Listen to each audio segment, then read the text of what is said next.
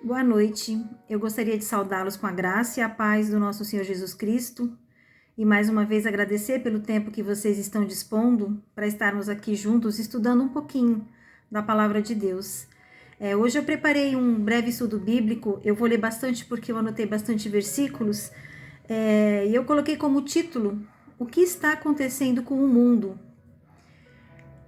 A gente tem sido bombardeado com uma série de notícias muito tristes, além da pandemia do Covid-19 que ceifou a vida de tantas pessoas famosas, tantas pessoas da mídia, mas tantos conhecidos, tantos amigos, tantos parentes. A morte nunca esteve tão perto da gente, né? Não sei com vocês, comigo foi um mês, o mês de abril foi um mês bem difícil, foi um mês onde a gente perdeu muitos conhecidos para essa doença terrível. Mas além da gente ter que lidar com essas perdas, com essas catástrofes, né? A gente ainda tem que lidar com tanta atrocidade, com tanta violência. A gente vê tantas vidas sendo tiradas de maneira brutal, eu diria até de maneira surreal. E a gente vê mãe matando filho, a gente vê marido espancando, matando a esposa, a gente vê jovens no meio da rua atirando em outros jovens. A gente viu agora um garoto de 18 anos executando brutalmente crianças indefesas, quase bebês. Então, assim, é muito assustador. Quando a gente acha que já viu de tudo nessa vida, a gente pera e fala assim: peraí, para o mundo que eu quero descer. A gente está vivendo tempos tão sombrios, tempos tão difíceis.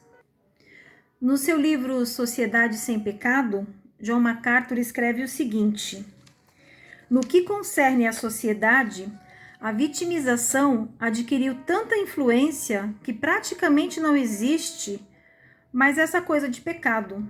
Qualquer um pode se esquivar da responsabilidade de seu erro, basta se colocar na posição de vítima. Isso mudou radicalmente a maneira de nossa sociedade olhar o comportamento humano.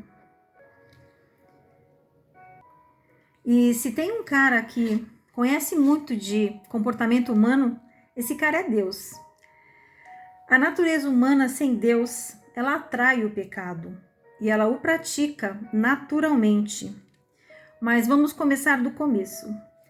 Só para a gente lembrar o que aconteceu lá em Gênesis, lá no comecinho da criação, Adão desobedeceu a Deus, comendo do fruto da árvore do bem e do mal, justamente a única árvore que Deus ordenou que ele não comesse. Essa desobediência quebrou a comunhão do homem com Deus, e isto gerou uma série de catástrofes para a natureza e para os seres humanos. Em Romanos 5,18, Paulo diz: é verdade que um só pecado de Adão trouxe condenação a todos. E no versículo 19 ele continua: por causa da desobediência a Deus de uma só pessoa, muitos se tornaram pecadores.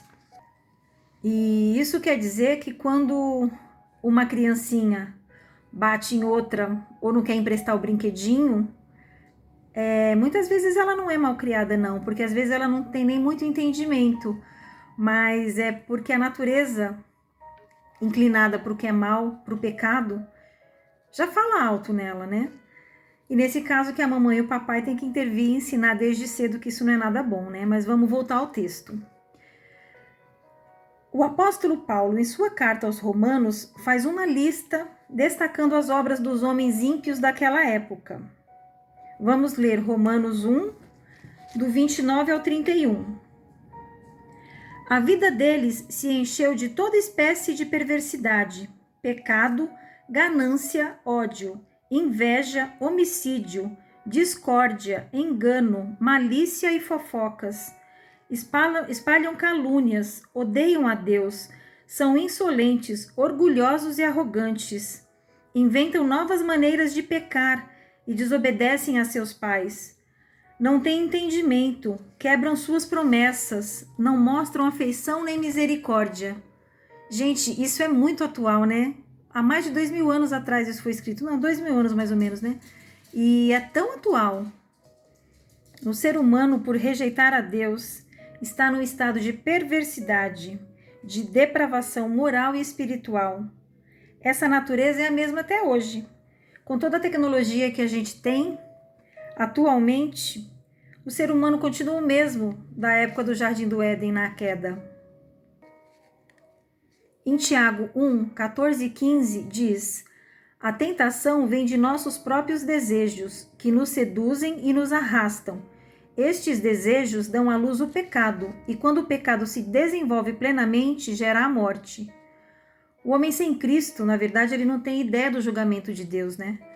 Em Romanos 1, 28, Paulo diz: uma vez que consideraram que conhecer a Deus era algo inútil, o próprio Deus os entregou a um inútil modo de pensar, deixando que fizessem coisas que jamais deveriam ser feitas. Isso mostra pra gente que parece que o julgamento de Deus já começou, né? Para os incrédulos. Você pode achar que muita gente não conhece a Deus, né? E que por isso que as coisas estão do jeito que estão. Mas se você parar para pensar um pouquinho, Deus já se revelou de maneira natural. Se você olhar para a criação, é impossível você não crer ou imaginar que existe uma mente brilhante, inteligentíssima por trás disso tudo. Você olha para o sol, você olha para o mar, você olha para as ondas, você olha para toda a sustentação da natureza, para as estrelas, as galáxias, como isso tudo se mantém. É impossível que não tenha um ser muito superior sobre tudo isso. Em Romanos 1,19, Paulo diz: sabem a verdade a respeito de Deus, pois ele a tornou evidente. Por meio de tudo que ele fez desde a criação do mundo, podem perceber claramente seus atributos e sua natureza divina. Portanto, não tem desculpa alguma. A criação dá ao homem um conhecimento de Deus, ainda que seja um conhecimento bem limitado. Mas só a natureza não é o suficiente para a gente conhecer realmente Deus, né? Por isso que Deus se revelou também para a gente de uma forma especial, através das Escrituras, que até hoje são conservadas e passadas adiante. Esse é o livro mais publicado em todo o mundo, é a Bíblia. E através de Jesus Cristo. Jesus Cristo nos mostra exatamente como Deus é. Exatamente a pessoa de Deus. A gente pode conhecer através de Jesus Cristo. E então, somada à falta de conhecimento de Deus, não podemos nos esquecer que temos um adversário muito poderoso. Além da nossa carne e da nossa inclinação para o mal, em Efésios 6,12, o apóstolo Paulo nos alerta: Pois nós não lutamos contra inimigos de carne e sangue, mas contra governantes e autoridades do mundo invisível, contra grandes poderes neste mundo de trevas e contra espíritos malignos nas esferas celestiais. E em 1 Pedro 5,8, Pedro nos diz: estejam atentos, tomem cuidado com seu grande inimigo, o diabo, que anda como um leão rugindo à sua volta, à procura de alguém para devorar. A Bíblia nos diz também que o nosso inimigo, o diabo, ele veio para roubar, matar e destruir. Ou seja, ele não está para brincadeira, gente. E eu gosto sempre de falar que um dos grandes trunfos do diabo é as pessoas não acreditarem que ele existe. As pessoas acham que não existe o diabo, não existe, isso é lenda. Vai nessa para você ver. Aí a gente pensa assim, mas e agora? Tá tudo perdido? Só que não. Não tá não. Jesus Cristo venceu todo o poder do mal quando derramou seu sangue lá naquela cruz. E quando ele ressuscitou, aí ele lacrou.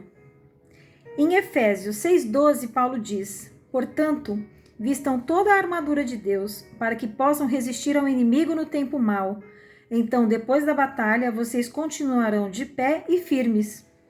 E no versículo 18, ele continua: orem no Espírito em todos os momentos e ocasiões. Permaneçam atentos e sejam persistentes em suas orações, por todo o povo santo.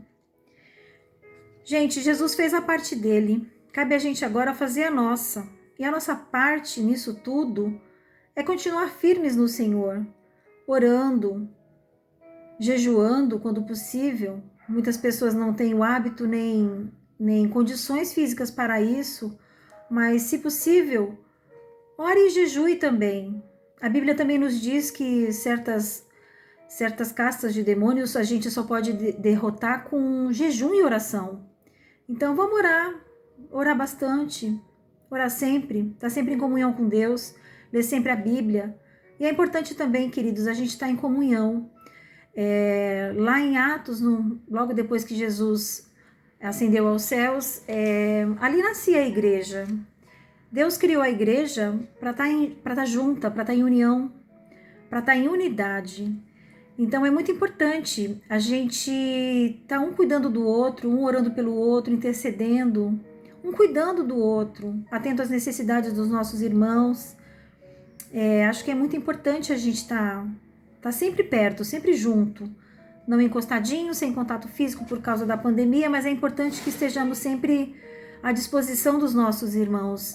A comunhão é importantíssima. A Bíblia sempre fala muito nisso também, então a koinonia, que é a comunhão, ela é importante entre os irmãos. Então, ligue para o seu irmão, mande uma mensagem no WhatsApp, fale que ele é importante para você, porque para Deus com certeza ele é. E então é isso aí, queridos, vamos fazer a parte da gente. Jesus fez a dele. A gente tem que vencer o mal com o bem. Jesus venceu o mundo, Jesus venceu a morte, então a gente tem que estar firme nele, porque a gente tem uma promessa de algo muito melhor, a gente tem uma certeza de algo muito melhor. E eu não estou com esse estudo também, com esse breve estudo, querendo dizer que é pecado, tudo é pecado. Sim, muitas coisas aqui são pecado mesmo. A maldade do ser humano é pecado. Muitas vezes, essas pessoas que cometem coisas horríveis, atrocidades, elas são pessoas doentes, elas precisam de tratamento médico. Mas muitas vezes isso começa lá atrás, com uma inclinação para o que é mal. E aí é como eu li no texto, o pecado ele vai crescendo e ele gera morte. Literalmente ele gera morte. Tá bom, queridos? Que a gente possa pensar nisso. E até a semana que vem, se Deus quiser. Que vocês tenham um ótimo restinho de noite, um ótimo restinho de semana. E até a próxima. Um abraço para todos vocês e fiquem na paz do nosso Senhor Jesus.